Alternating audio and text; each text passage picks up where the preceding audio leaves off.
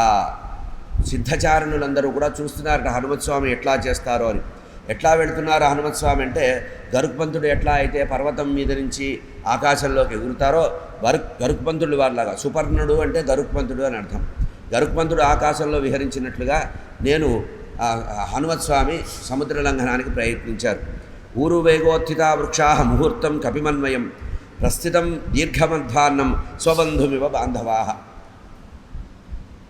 విముక్తాస్తస్య వేగేన ముక్త్వా పుష్పాణి తే ద్రుమాః వ్యవసీర్యంతు సలిలే నివృత్తాః సుహృదో యథా.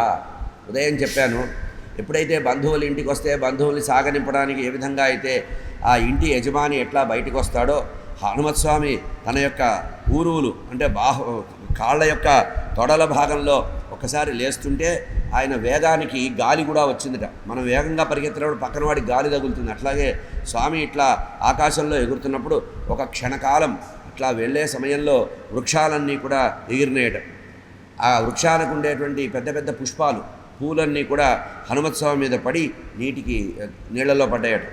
వాల్మీకి చెప్తున్నారు, అది చూడడానికి ఎట్లా ఉందంటే, తనకి బాగా బంధువులు ఇంటికి వచ్చి వెళుతుంటే వెళ్ళేటప్పుడు దుఃఖపడతారు కదా, అయ్యో వెళ్ళిపోతున్నారు, చాలా కాలం అయింది, ఎన్నాళ్ళ తర్వాత మిమ్మల్ని చూసాము, ఇప్పుడు మిమ్మల్ని వదిలిపెట్టి వెళ్ళడం ఇష్టం లేక బాధపడతారే, అట్లాగే ఆ చెట్లన్నీ కూడా ఇంటి యజమాని కనుక బంధువులు వెళుతుంటే ఏడుస్తూ ఎట్లా అయితే కన్నీళ్లు కారుస్తారో ఆ పుష్పాలన్నీ కూడా అట్లా సముద్రంలో పడుతున్నాయట, కన్నీటిలాగా పడుతున్నాయట.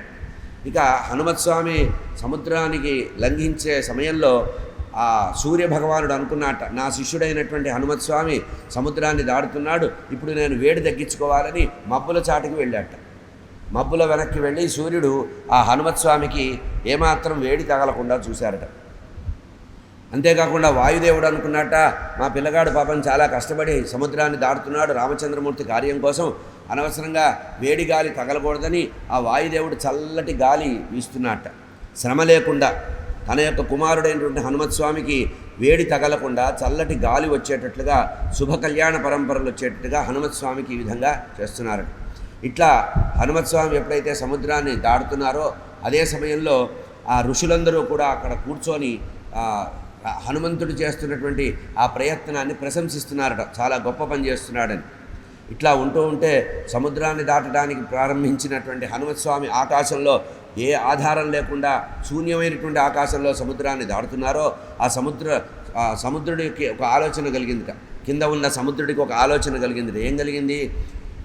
పాపం చాలా కష్టంగా రామచంద్రమూర్తి యొక్క కార్యానికి వెళుతున్నాడు, ఇతనికి ఏదైనా మనం ఉపకారం చేయాలని సముద్రుడు అనుకున్నాడు. అంటే ఎప్పుడైనా మనం మంచి పనులు చేస్తుంటే మనకి భగవంతుడు ఇట్లా సహకరిస్తాడు. సముద్రుడు అనుకున్నట్ట ఏదో ఇతనికి ఆతిథ్యం ఇవ్వాలి, ఇతను కొంచెం విశ్రాంతి తీసుకునేటట్లుగా.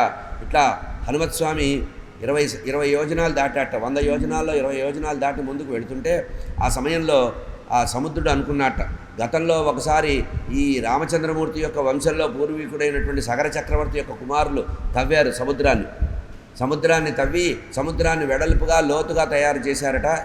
రామచంద్రమూర్తి వంశంలో పుట్టిన సూర్యవంశంలో పుట్టిన అంతకు పూర్వీకులు. అయితే ఆ కారణంగా సముద్రుడు సూర్యవంశంలో పుట్టిన రామచంద్రమూర్తికి పరోక్షంగా ఉపకారం చేద్దామని ఆ రామచంద్రమూర్తికి సహాయం చేయడానికి వచ్చిన హనుమత్స్వామికి ఏదైనా ఒక మర్యాద చేయాలని ఇక్ష్వాకు వంశ సంభూతుడైనటువంటి రామచంద్రమూర్తి యొక్క దూత ఈ విధంగా వస్తున్నాడు, ఇతని కృతజ్ఞత చెప్పాలని చెప్పి వెంటనే ఆ సముద్రుడు ఏమనుకున్నట్ట, మైనాకుడు అనేటువంటి పర్వతరాజు సముద్రంలో దాక్కున్నాడట.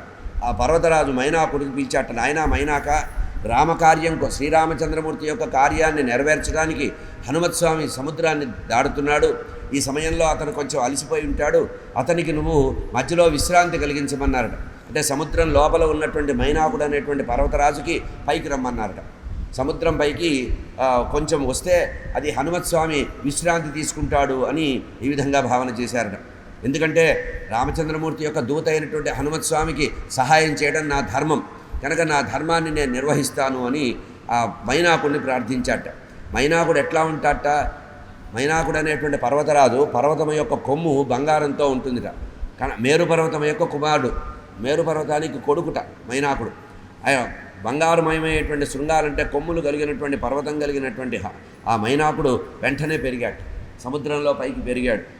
తముత్థిత అసంగేన హనుమాన్ అగ్రతస్థిత మధ్యే లవణతోయస్య విఘ్నోయమితి నిశ్చిత. ఇక్కడ మైనాకుడు ఉద్దేశం ఏంటంటే హనుమత్స్వామి సముద్రాన్ని దాటడానికి వెళుతున్నటువంటి హనుమత్స్వామి మధ్యలో కొంచెం విశ్రాంతి తీసుకోవాలనేది మైనాకుడు యొక్క ఉద్దేశంట. కానీ ఇక్కడ హనుమత్స్వామి ఏమనుకున్నారు, ఇంతవరకు సముద్రం అంతా కూడా మామూలుగా ఉంది, నీళ్లతో ఉంది, ఇప్పుడు మధ్యలో ఒక కొమ్ములాగా ఏదో బయటకు వచ్చింది, ఇది నాకు విఘ్నం అనుకున్నాడు. ఆయనేమో ఉపకారం చేద్దాం అనుకున్నాడు, ఈయనేమో ఇది విఘ్నం, నాకు అడ్డం వస్తుంది అనుకున్నట్ట. విఘ్నోయం ఇది నిశ్చిత, ఇది నాకు ఒక పెద్ద విఘ్నం అనుకున్నట్ట. ఇంతకుముందు కనబడినటువంటి జలమంతా కూడా స్వచ్ఛంగా ఉంటే ఇంతట్లో కనబడినటువంటి ఒక శృంగము అంటే పర్వతం యొక్క కొమ్ము బయటికి వచ్చింది, ఇది నాకు తప్పనిసరిగా విఘ్నం అనుకొని విఘ్నాల్ని జయించి కానీ లంకా నగరానికి వెళ్ళకూడదు అనుకున్నటువంటి అవిశ్రాంతంగా కష్టపడాలనుకున్నటువంటి హనుమత్స్వామి వెంటనే ఏం చేశాట, తన రొమ్ముతో హృదయంతో ఇట్లా వెళుతున్నాడు ఆకాశంలో, మధ్యలో పర్వతం వచ్చింది, దాన్ని హృదయంతో ఒకసారి తోసి ముందుకెళ్ళిపోయాట. అప్పుడు ఏమైందిట, ఆ మైనాకుడు అనేటువంటి పర్వతము ఆ సముద్రంలో కొంచెం ఇట్లా ఒరిగిపోయిందిట. ఇట్లా తగిలేటప్పటికీ అది పక్కకి టిల్ట్ అయిందనమాట, ఇట్లా వంగిపోయిందిట. మైనాకుడు చాలా సంతోషపడ్డాట. హనుమత్స్వామి యొక్క హృదయ స్పర్శ తగిలింది, చెయ్యి కాదు కాలు కాదు, హృదయం తగిలింది కదా, కృతజ్ఞత అనుకున్నాడు, చాలా అదృష్టం అనుకున్నట్టు. ఇది నిజానికి ఏమనుకున్నాడు, ఏదైనా కొంచెం విశ్రాంతి తీసుకుంటాడు, హాయిగా ఏదన్నా పండు ఫలము ఇస్తే తింటాడు, అలసిపోయాడు, 25 యోజనాలు దాటాడు కదా, అతనికి ఆతిథ్యం ఇవ్వాలనుకున్నట్ట. అట్లా హృదయంతో తగిలి వెళ్ళిపోతుంటే హనుమత్స్వామి మైనాకుడు మళ్ళీ లేచి మానవ రూపంలో వచ్చి నిలబడి, అయ్యా నేను సముద్రుడు పంపిస్తే వచ్చాను, నీకు ఏదన్నా ఆతిథ్యం ఇస్తాను, నువ్వు నాకు అతిథివి, కొంచెంసేపు నా దగ్గర విశ్రమించి నువ్వు మళ్ళీ వెళ్ళవచ్చు అన్నారట. అనేటప్పటికీ హనుమత్స్వామి అన్నారట, నేను రామకార్యంలో వెళుతున్నాను, మధ్యలో ఏ విఘ్నం లేదు, నాకు ఆకలి దప్పికలు కూడా లేవు, నేను యోగ మార్గంలో వెళుతున్నానని వెంటనే ఏం చేశారట, సరే నువ్వు ఆతిథ్యం ఇస్తాన్నావు, నాకు ముట్టినట్టే అని ఆ మైనాకుడిని చేత్తో ఒకసారి అట్లా ముట్టుకొని, అంటే ఎవరైనా ఏదన్నా ఇస్తే అది ముట్టుకుంటే అనుగ్రహించినట్టు కదా, ఆ మైనాకుడిని అనుగ్రహించినటువంటి ఆ హనుమత్స్వామి ఇంకా ముందుకెళ్ళిపోయాట. ఇట్లా మొట్టమొదటిసారిగా మైనాకుడు అనేటువంటి పర్వతం రావడం వల్ల మొదటి విఘ్నం వస్తే కార్యసాధన చేసేవాడికి విఘ్నాలన్నీ జయించాలట. కనుక విఘ్నాలు జయించాలి అని కోరుకున్నటువంటి ఆ హనుమత్స్వామి మైనాకుడిని దాటి ముందుకు వెళుతున్నాడు. కొంచెం దూరం వెళ్ళేటప్పటికి సురస అనేటువంటి నాగమాత, ఈమె నాగలోకంలో నుంచి బయటకు వచ్చింది, సముద్రంలో ఉంది, ఆమె సముద్రంలో తిరుగుతూ ఉంటుందట. నాగమాత సురస నామ నాగమాత.